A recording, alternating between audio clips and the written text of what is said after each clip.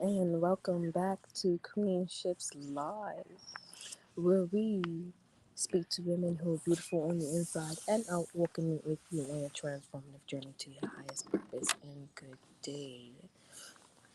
I've been gone for a minute. I finally moved out yesterday. I'm in my new space, and where I'm at, I can't really have my stuff or my cats.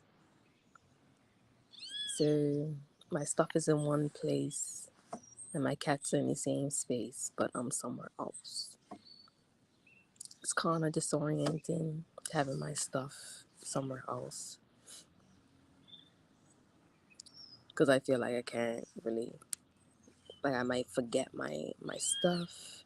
If I forget like a pair of shoes or a shirt or something, I'm gotta go somewhere else to get myself together.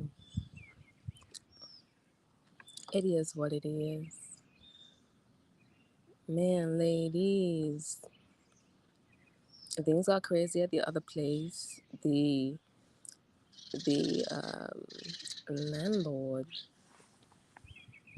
a piece of work, I tell you.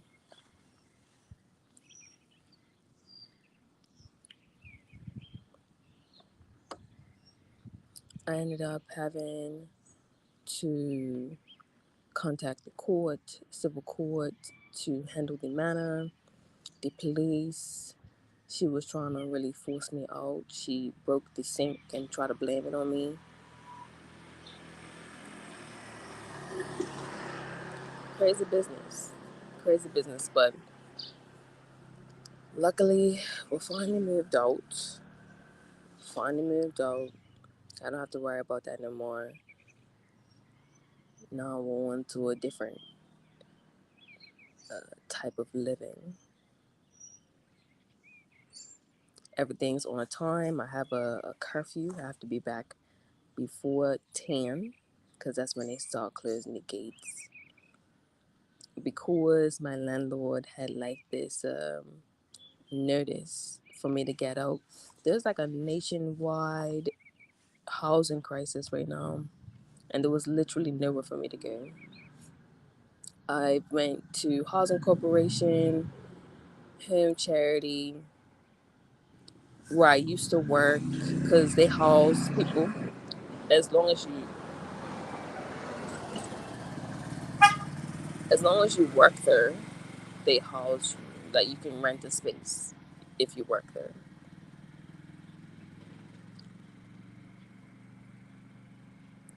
And then they have housing in the back, but because I don't work there no more, I couldn't get a space.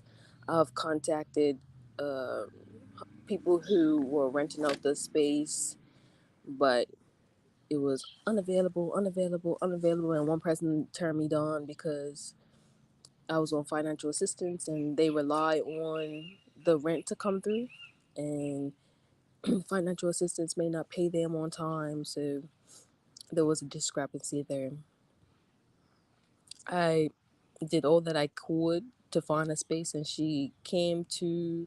I asked for an extension in advance because I wasn't seeing any luck, and she came to my space after giving me an extension. After giving me a written extension, she came to my space on the 3rd of April after giving me an extension to the 16th of April. I was like, I gave you enough time, and I'm moving in tomorrow. I'm moving my stuff up here tomorrow. And I'm like, because it was a holiday, it was Good Friday. I'm like, you're being unreasonable. You already gave me an extension. I already asked for an extension. I already told you what's going on. I already told you my financial situation. I already told you when I'm gonna pay rent.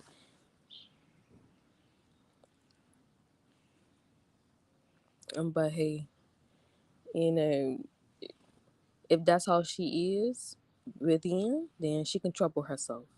I wasn't trying to stay there because she's causing trouble, and she's trying to make it difficult.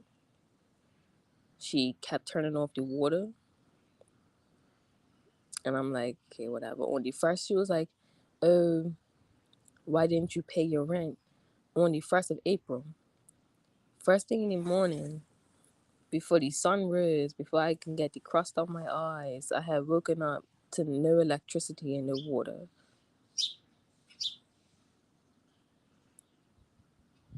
And it's a domestic transfer, so even if I transferred the money 2 days in advance, maybe she would have gotten her income, her pay, when the banks opened, because they have to approve of the transaction. Before I even opened my eyes, she turned off everything on the 1st of April. Came up there on the 3rd talking about, oh, I gave you enough time, I'm moving up.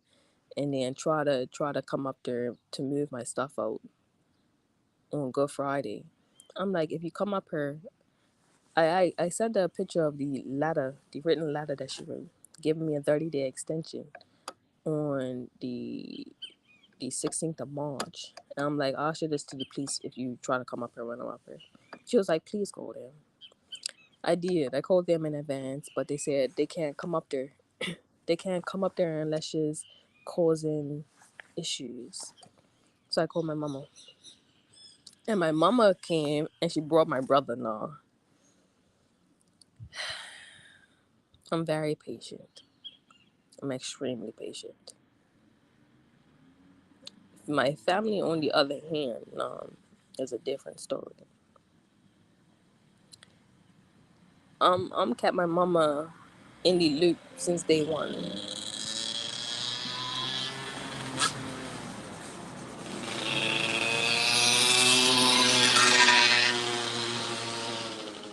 My mama, my mama saw that house when I first moved in. She tried to say, "Oh, I broke the couch," but the couch was already broken when I moved up there.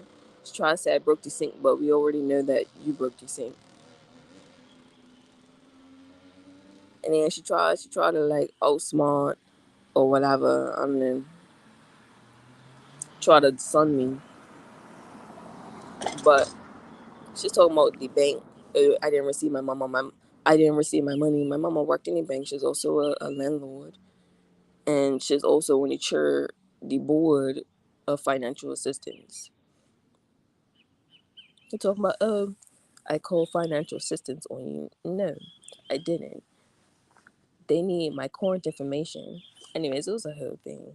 They need my current information. The place where that I was staying at currently, her place, doesn't have an address because it's not legally registered. And the woman at financial assistance was wondering, is it even legal for me to be paying rent because the place is not legally registered? She told me to contact rent control. I called rent control. Rent control said it doesn't have anything to do with them because the place isn't registered. But if you stay, you pay. Okay, fair enough. She said contact civil court. I contacted civil court to get an extension. Because she sent me a WhatsApp saying that I have to leave, she couldn't kick me out. She had to write up a written letter stating when I should leave. When I got the letter, I read it and I contacted her back because it wasn't clear at all and it wasn't even grammatically correct. Oh, I asked her to fix it because there's no date of when I should leave. It just says 30 days. When does the notice start? When does it end? When do you expect me to leave? That needs to be clear on the letter. I'm trying to be smart, but like, you're not above the law. I'm not afraid to call the police on you.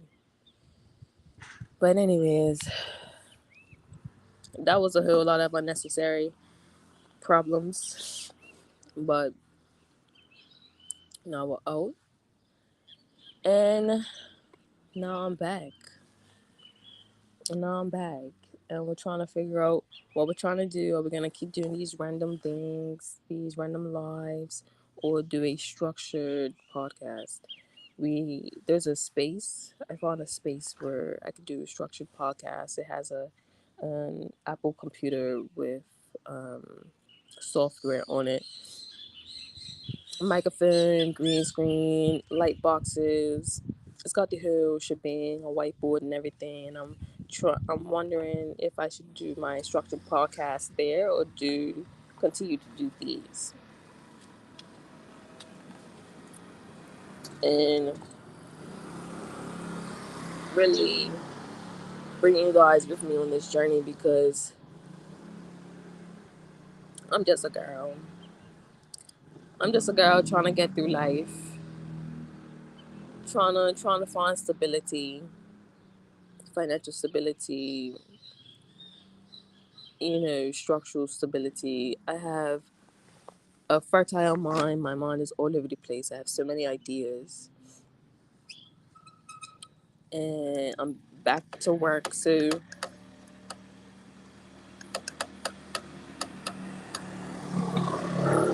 I had I was looking for a job. I was doing the most to try to move out. I went financial assistance, found another job, or I was looking for another job. I ended up working at this hotel for about 4 weeks on this program. It was a 5 week program. The first week was theory, and then the fourth week they had you working. Got paid, and then I had to get my bike serviced and all this type of stuff before I got to work because my job relies on my bike. I went to the this orthopedic place to get a checkup. No, this place has everything. I can get an ultrasound, chiro, and physio all in one place. So I went there because my job is physically demanding. So yeah, I was just thinking about bringing you guys with me and updating you guys since I've been gone for so long. And I did say I was moving. I finally moved. And yeah, I'm really thinking about like what to really speak on. Learning AI, building out an infrastructure, websites. I finally have a student or partner because she's so aligned and ascended. I don't even know if she can be a student. I'm trying to figure that out, you know, because of the type of people that we require on our standard, the quality of students that we're looking for. This is something that's expected.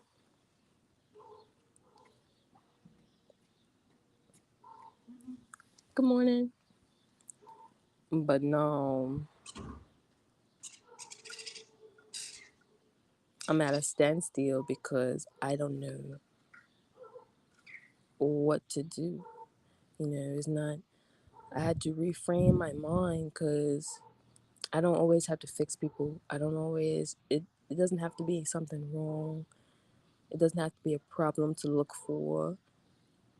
Optimization doesn't necessarily mean that something's broken. It's refinement. It's polishing up. It's tweaking here and there, or exposing somebody to this mind frame, or just watering a plant, watering a seed that's already been planted. You know, evolving together. It seems like what me and her seem very similar in the way we think. So it'll be nice to have her as a partner instead of a student, but I'm really trying to frame my mind around having her within my ecosystem. How to place. She really changed the game for me because she's already a game changer. She's a builder. She she is an architect. She she's all about execution.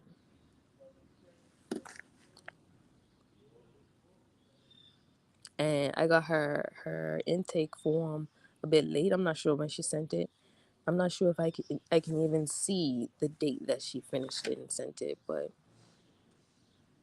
it can't be that long. It has to be the beginning of this month. So we're mid month, and I just saw it like this week or last week.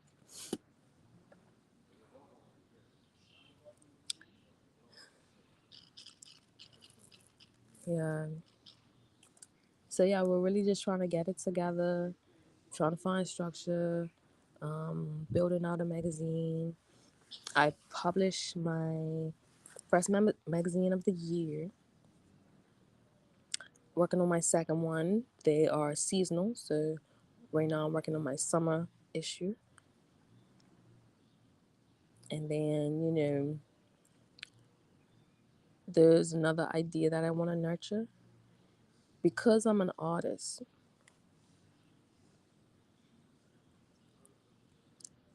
and because I'm an entrepreneur,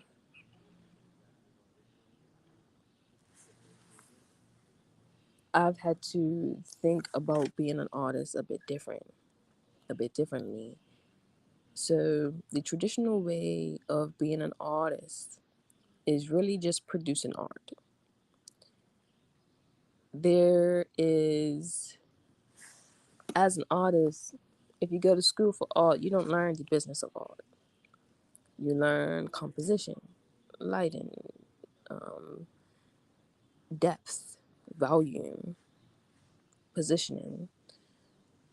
You learn about abstract ideas, complementary colors, contrasting colors. You learn about art, but there's a whole economy around art. There's a whole concept when it comes to art, when it comes to expressing a thought or feeling and being able to communicate your emotions using colors, shapes, lines, and images.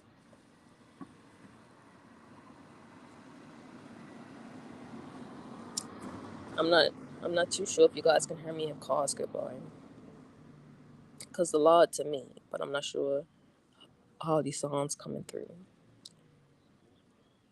We don't learn about the economy. We don't learn about the artist economy. When it came to, I like to use Andy Warhol as an example. You know, a can of soup is not something that's complex, but that's worth a few million.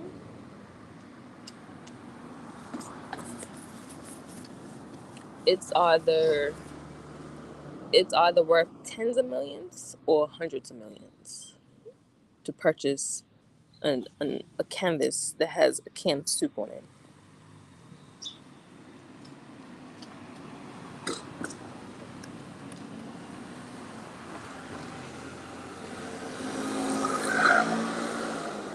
The thing is about Andy Warhol,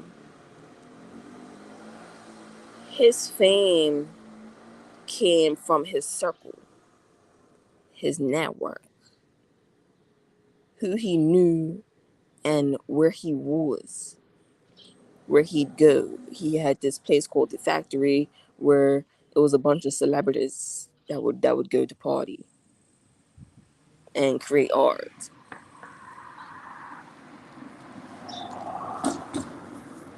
His circle, his business sense was what made him famous as an artist. Not just the art, because there are artists whose work could be so complex, masterful, genius, but may not be worth or valued as much as a can of soup. So if it's not the artwork, then what is it? So I'm thinking of how to become a legitimate artist, not just an artist, not just famous but valuable. Because not a lot of famous people are useful. outside of entertainment. And I'm not saying art isn't useful. I'm just saying you have to have value outside of your craft. I'm I'm just really working on legitimacy and security and building on a platform that houses my IP. Because if I record and edit my documentations like this is a documentation, but this is going directly on somebody else's platform, like Instagram, Facebook, whatever social media you use. When you record or document your IP, say for Instagram or TikTok, if you record, edit on that platform, if you download it, their watermark is on your IP, on your content that you created with your own creativity, your own creative mind. You created yourself, but somebody else's tag or logo is on your work. So I'm just trying to not figure it out, but really position myself in a way where my IP is protected and it's mine. I own my work. I own my concepts. I own my content. I own my IP.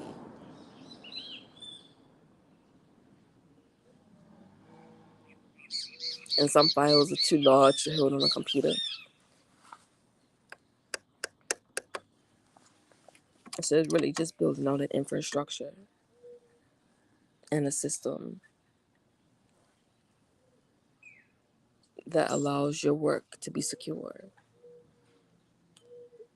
And that's what I'm on right now. And really bringing you guys with me. Documenting, you know, and working to inspire you to earn your own work, earn your own name.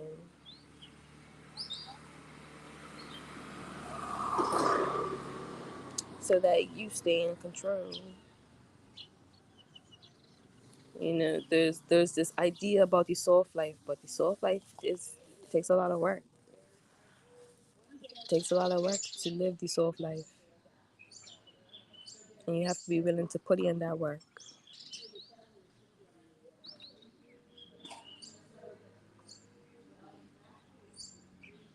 And we may talk about investing in beauty because beauty is an investment,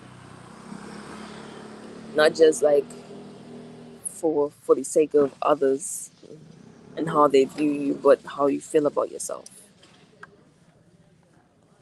Truly.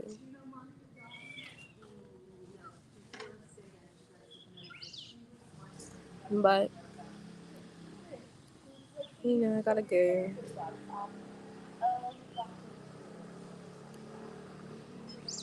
I hope you continue to walk with me in this journey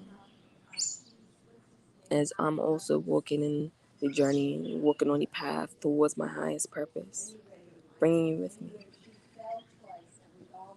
And I hope to see you another time. Peace.